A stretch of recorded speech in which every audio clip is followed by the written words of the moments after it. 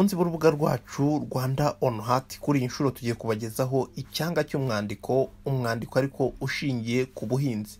Ahangaha wari umwandiko uvuga ku gihingwa cy'umuceri. Nimwiyumvire namwe. Umuceri ujya gusa n'ingano.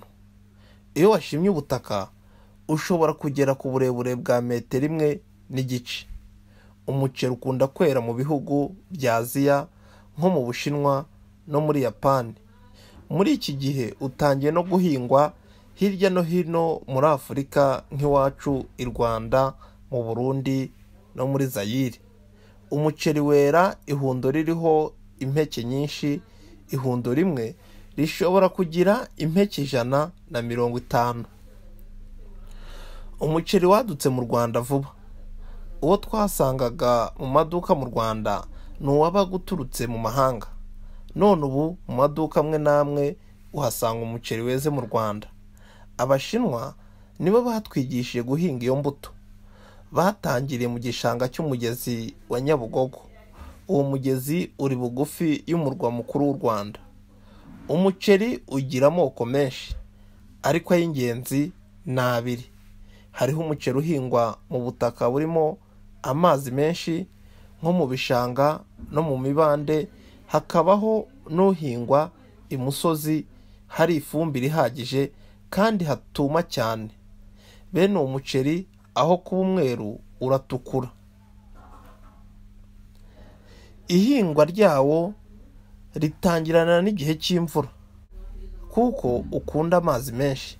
Iyo bahinga batera ingemwe, bashobora kuzitera uko babonye cyangwa ku mirongo. Ibyiza ariko ni ugutera ku mirongo mu twobo twa santimetero 2 hagati y'ingemwe n'indi hakaba nka santimetero 5.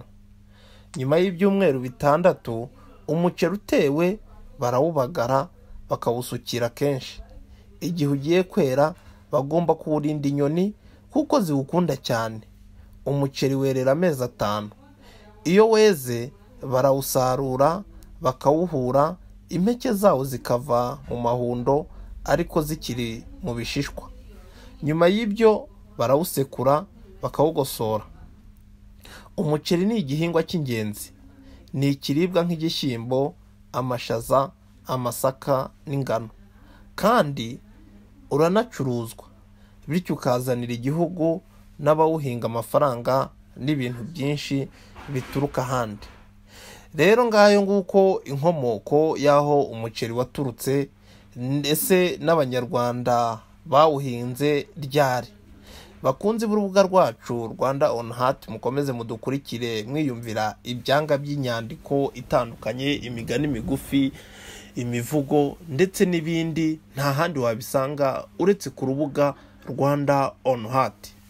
Uyu mwandiko wavuye mu gitabo cy'umwaka wa 3 gusoma 3 cyandikiwe i Buruseli mu mwaka w'1972. Kanda subscribe, comment, share, like ubundi wibonere indi myandiko myinshi cyane. Ruzamenya gusoma mu Rwanda, ruzafatikara mu Rwanda, buryo ubwenge burarahurwa.